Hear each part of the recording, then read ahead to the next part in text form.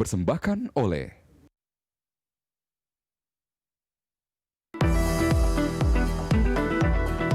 untuk kebersamaan, kerjasama, hidup rukun. Semua agama sama, semua agama bersaudara. Untuk menjaga kerukunan dan kekompakan masyarakat satu sama lain. Kita sama agama itu kan diikat dalam satu persaudaraan, toleransi dan saling menghormati. 4 pilar di Kabupaten Gorontalo ini saya kira sudah dilakukan sosialisasi yang begitu masif. Tidak hanya oleh teman-teman anggota DPR RI, bahkan DPD, juga melalui pemerintah daerah.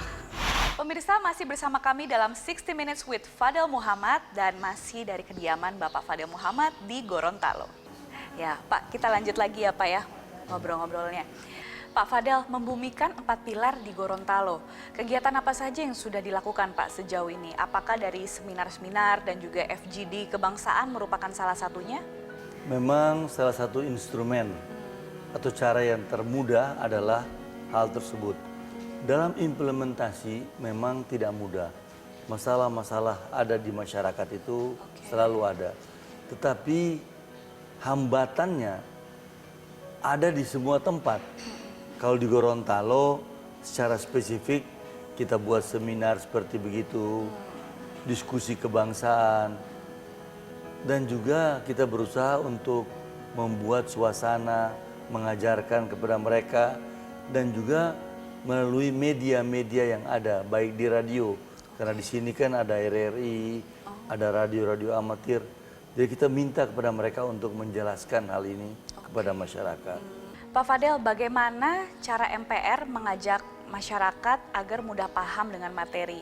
Karena kan kita tahu materi 4 pilar ini materi yang berat ya Pak, apalagi di tengah pandemi seperti sekarang ini. Apa saja tantangan yang dihadapi? Ya tentunya kan sudah 7 bulan ini terbatas. Iya. Kita tidak bisa kumpul orang terlalu banyak, ketemu orang juga terbatas. Tetapi itu melalui media.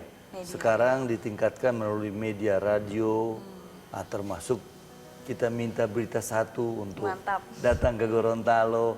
Ya semua tujuannya adalah supaya pemahaman ini bisa lebih luas. Pak, ini tentang 4 pilar kebangsaan. Ada Pancasila, ada UUD 1945, Bhinneka Tunggal Ika, dan juga NKRI. Kalau boleh lebih mengerucut pada sebuah wilayah seperti Gorontalo begitu.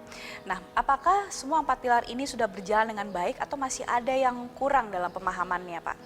Dalam masyarakat. Nah, Bapak sendiri melihatnya seperti apa? Wah, masih banyak. Masih banyak PR ya ternyata? Masih banyak PR, tertinggal, masih kurang.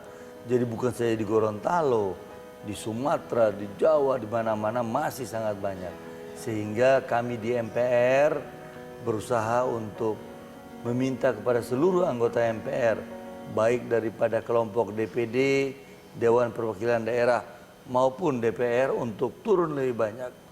Kumpul dengan masyarakat di daerahnya masing-masing untuk menjelaskan, memberikan pemahaman. Menurut saya ini tidak mudah, tetapi harus terus dilaksanakan dan berkesinambungan. Jadi jangan terus berhenti dulu, tetap dilaksanakan. Begitu kira-kira Bella. Baik, nah Pak Fadel ini kan identik sekali dengan Gorontalo dan pernah 2 periode menjabat sebagai gubernur dari 10 Desember 2001 sampai 22 Oktober 2009 ya Pak. Nah, apa yang mendasari Bapak pada saat itu ingin menjabat sebagai gubernur? Ya sebenarnya kan saya sebagai putra Gorontalo yang di Jakarta, terus kemudian tumbuh dan berkembang jadi pengusaha, orang tua saya meminta saya, mendorong saya bahwa di Gorontalo itu jadi provinsi baru. Rakyat-rakyat di sana butuh pemimpin. Dan mereka bilang sudah waktunya saya untuk mengabdi di Gorontalo. Maka saya memutuskan bersama-sama Partai Golkar ketika itu untuk kembali dan terus mengabdi. Dan yang menarik di sini Bella adalah bahwa di sini tuh orang miskin banyak sekali ketika saya jadi gubernur pertama kali. Karena pisah dari Sulawesi Utara. Maka saya berpikir apa yang mesti dibuat dalam waktu yang singkat sehingga terasa ada kemajuan, sehingga orang miskin makin menurun. Ketika saya pertama kali, itu hampir mencapai 40%, 39% persisnya orang miskin di Provinsi Gorontalo pisah dari Sulut. Maka saya buat 3 program unggulan. Yang pertama yaitu pertanian dengan komoditas utama jagung. Yang kedua adalah perikanan dan kelautan. Dan yang ketiga adalah sumber daya manusia. Jadi hanya 3 program unggulan, sumber daya manusia, pertanian, dan perikanan. Ini dalam waktu yang singkat merubah pola kehidupan di Gorontalo, membuat rakyat cepat berpendapatan. Oke, baik. Nah, tadi kan Bapak bilang ada 3 hal ya yang Bapak jadikan fokus utama gitu, yaitu sumber daya manusia, pertanian, dan juga perikanan. Apakah 3 hal tersebut yang Bapak benahi terlebih dahulu pada saat awal dulu menjabat sebagai gubernur? Ya, itu kira-kira program unggulan saya. Jadi yang lain ya udah kita bikin, tapi itu yang unggulan. Pertanian kita fokus karena banyak kelemahan dari pemerintah daerah. Kalau ingin membangun itu semua mau dibangun seperti supermarket. Padahal membangun daerah itu harus seperti butik. Jadi lebih spesialis. Mau pilih apa? Mesti ada branding. Seperti mobil ada branding. Toyota, Mercedes, BMW. Daerah juga mesti punya branding. Tanpa ada branding akan sulit dia tumbuh dan berkembang. Branding Gorontalo ketika itu adalah pertanian yang kita sebut sebagai agropolitan dengan komunitas unggulan jagung.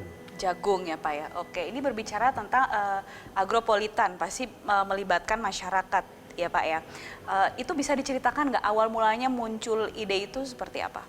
Awal mulanya adalah bahwa di Gorontalo ini orang senang makan makanan tradisional seperti Bella dan teman-teman Berita Satu lihat makan jagung rebus, makan binde belihuta.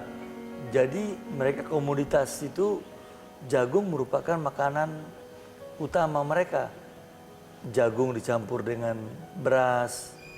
Jadi saya lihat kalau begitu kenapa tidak ini kita angkat menjadi komoditas unggulan dan tanam dengan perencanaan yang matang. Maka saya bilang kalau begitu jagung kita ambil. Jadi kalau kita membangun daerah itu tidak sulit. Harus cari komoditas yang tepat dan anggarkan oleh pemerintah daerah dan dikelola dengan baik. Dikelola dengan baik, setuju sekali Pak. Nanti kita akan lanjut lagi setelah jeda yang satu ini ya Pak. Pemirsa, jangan kemana-mana, 60 Minutes with Fadel Muhammad akan kembali setelah yang satu ini.